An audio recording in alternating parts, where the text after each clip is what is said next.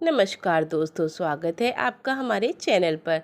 तो चलिए दोस्तों, जानते हैं कि करवा चौथ कब है, आपको किस समय करवा चौथ की पूजा करनी है और करवा चौथ की पूजा करने का शुभ मुहूर्त क्या रहेगा।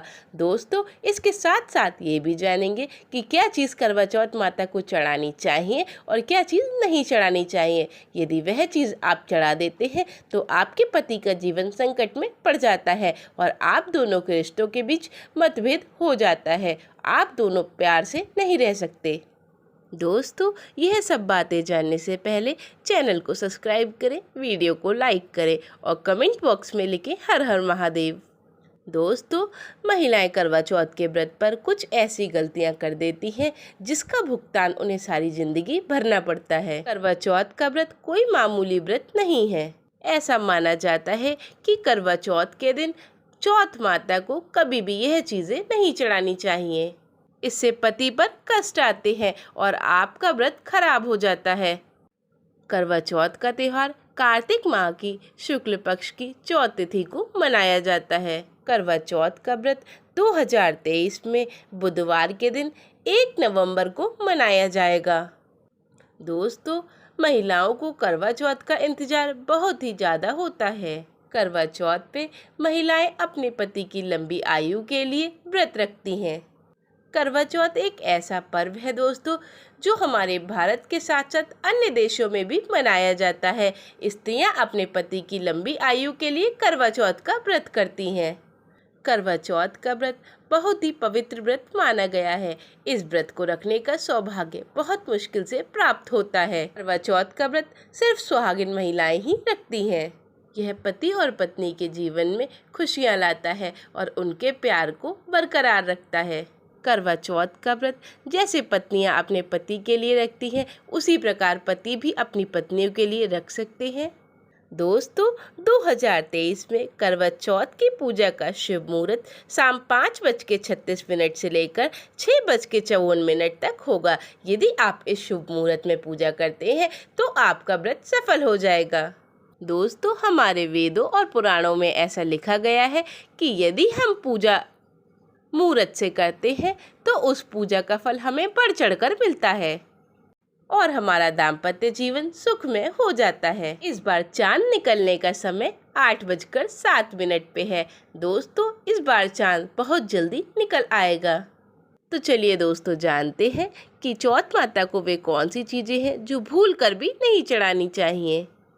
और दोस्तों, करवा चौथ का व्रत किन महिलाओं को नहीं रखना चाहिए।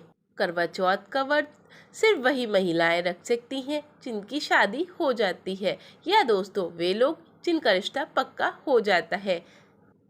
जो स्त्रियां अपने पति से लड़ती झगड़ती हैं और उनके साथ रहना पसंद नहीं करती हैं, तो उन स्त्रियों को यह व्रत भूल कर भी नहीं रहना चाहिए, क्योंकि यह त्यौहार प्यार का है दोस्तों, नफरत का नहीं। इसलिए पति पत्नी में प्यार होना बहुत ज़रूरी है और यह व्रत तभी सफल माना जाता है जब आप अपने पत्नी से प्यार करते हैं या अपने पति से प्यार करते हैं।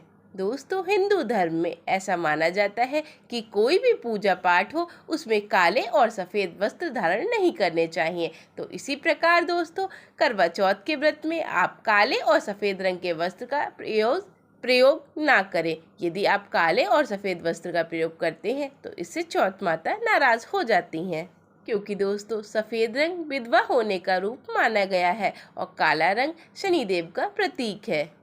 दोस्तों, करवा चौथ का व्रत हम चांद की पूजा करने के बाद ही खोलते हैं और ऐसा कहा गया है कि यदि पत्नी बीमार है तो पति उसके लिए व्रत रख सकता है।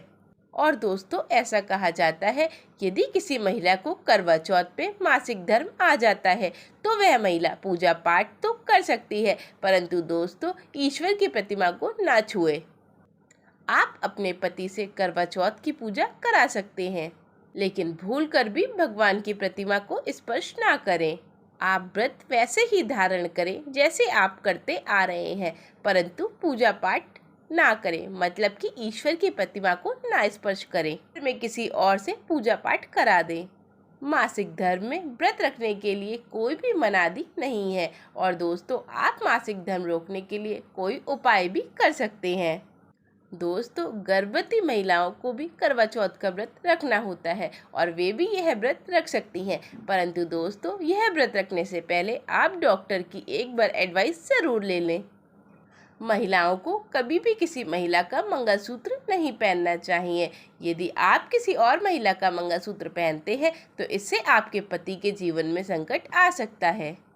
चौथ माता को प्रसन्न करने के लिए महिलाओं को 16 श्रृंगार करना चाहिए और दोस्तों मांग में अधिक से अधिक सिंदूर भरना चाहिए। इससे आपके पति की आयु लंबी होती है और चौथ माता प्रसन्न होती हैं और अखंड सौभाग्य का वरदान प्राप्त होता है। सिंदूर और मंगलसूत्र माता पार्वती से संबंधित है, इसलिए हमें करवा चौथ के दिन मांग में भरपूर मात्रा में सिंदूर लगाना चाहिए और मांग अधिक से अधिक चौड़ी कर ही भरनी चाहिए। दोस्तों करवा चौथ के त्योहार पे लाल रंग के कपड़े पहनना बहुत ही शुभ माना गया है। वैसे तो दोस्तों आजकल की स्त्रियां नए नए वस्त्र खरीदती हैं, परंतु दोस्तों यदि आप करवा चौथ की पूजा अपने शादी के जोड़े से करते हैं तो वह बहुत ही ज़्यादा शुभ होता है। इससे चौथ माता बहुत ही अधिक प्रसन्न होती है और आपको अखंड सौभाग्य का वरदान देती हैं। दोस्तों आप हरा, पीला, गुलाबी, मेहरून यह रंग भी पहन सकते हैं। यह रंग हमारे धर्म में पूजा पाठ में पहने जाते हैं। तो चलिए दोस्तों जानते हैं कि वे कौन सी चीज़ें हैं जो हमें चौथ माता को भूल कर भी नहीं चढ़ानी है। दोस्तों जब आप करवा चौथ का सामान खरीदें तो आप माता को जो सीके अर्पित करते हैं वे दोस्तों खंडित नहीं होनी चाहिए। चौथ माता को कोई भी चीज़ आपको खंडित नहीं चढ़ानी है। दोस्तों जब आप मार्केट से करवा खरीदते हैं दोस्तों वह माटी का करवा होता है, इसलिए आप उस पर विशेष रूप से ध्यान दें कि वह कहीं से भी खंडित ना हो। यदि आप खंडित करवे की पूजा करते हैं तो चौथ माता आपसे रुष्ट हो जाती हैं।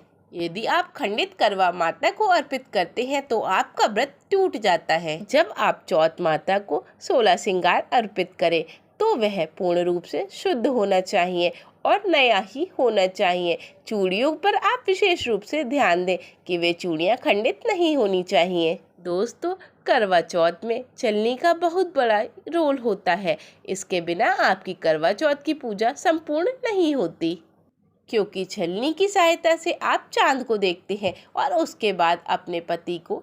इसलिए दोस्तों चलनी टूटी हुई नहीं होनी चाहिए। यदि आप टूटी हुई चलनी का प्रयोग करते हैं तो यह आपके जीवन में नकारात्मक शक्तियाँ लेके आता है और चौथ माता आपसे नाराज हो जाती हैं। दोस्तों आपको हर साल चलनी खरीदने की ज़रूरत नहीं है, आप रखी हुई चलनी भी प्रयोग कर सकते हैं, पर दोस्तों वह चलनी टूटी हुई नहीं होनी चाहिए। दोस्तों माता को भोग लगाए तो दोस्तों 5 रंग के फल, 5 रंग की मिठाइयाँ अर्पित करनी चाहिए और खाने में तरह तरह के व्यंजन बनाने चाहिए। दोस्तों करवा चौथ पे जो हम करवा में भर के चावल देते हैं वे चावल खंडित नहीं होने चाहिए। दोस्तों वह चावल आप अलग से बाजार से खरीदें और उसके बाद ही उसे करवे में भरें। चौथ माता को नारियल अर्पित करते समय आप इस बात का विशेष ध्यान रखें कि जब भी आप चौथ माता को नारियल अर्पित करें तो वे जटा वाला होना चाहिए और दोस्तों वे कहीं से चटकावा नहीं होना चाहिए। माता को लाल चुन्नी चढ़ाना बहुत ही ज़्यादा शुभ माना गया है और माता के आगे घी का दीपक जलाना बहुत ही लाभकारी होता है। और पूजा वाले स्थान पे हमें जूते चप्पल लेकर नहीं जाना चाहिए और ना ही किसी प्रकार की कोई और चीज़ रखी होनी चाहिए। यदि आप ऐसा करते हैं तो आपसे चौथ माता नाराज़ हो जाती हैं। करवा चौथ की पूजा के आसपास किसी प्रकार की कोई भी चप्पल, जूते या झाड़ू पोछा नहीं करना चाहिए। यदि आप ऐसा करते हैं तो इससे आपका व्रत खंडित हो जाता है। चौथ माता की चौकी लाल कपड़े से ही बिछानी चाहिए और उसे लाल फूल से सजाना चाहिए और उसके बाद उस पे चौथ माता को विराजमान करना चाहिए। और चौथ माता की पूजा के साथ साथ हमें कथा अवश्य पढ़नी चाहिए। कथा पढ़ने से हमें फल मिलता है।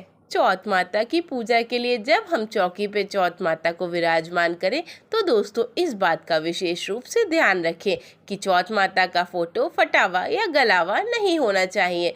यदि खंडित फोटो की पूजा करते हैं तो चौथ माता नाराज हो जाती है और आपको आपके व्रत का फल नहीं मिलता है। और दोस्तों, जब आप करवा चौथ की कथा पढ़ें या सुने तो अपने मुट्ठी में थोड़ी से चावल और फूल अवश्य ले लें और कथा के पश्चात आप उसे चौथ माता पे समर्पित कर दें। और दोस्तों, चौथ माता की पूजा पूरा 16 श्रृंगार करके ही करनी चाहिए। तो दोस्तों, आज के लिए बस इतना ही। धन्यवाद।